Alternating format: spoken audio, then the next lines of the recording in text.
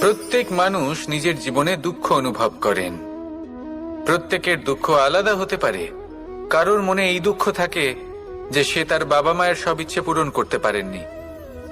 কেউ এটা ভেবে দুঃখ পান যে সে চিরকাল সদাচার করেছেন, সৎকর্ম করেছেন, কিন্তু তাও তাকে দুরাচারী বলে মনে করা হয়।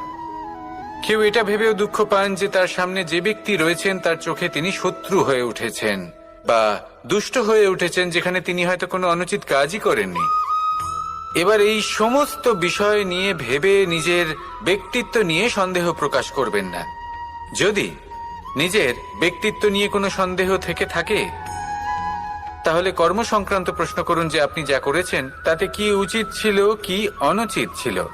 যেটা প্রয়োজন সেটা এটা বোঝার যে আপনার অন্তর্মন, আপনার বিবেক আপনাকে কি বলছে, আর আপনার অন্তর্মন আর আপনার বিবেক আপনাকে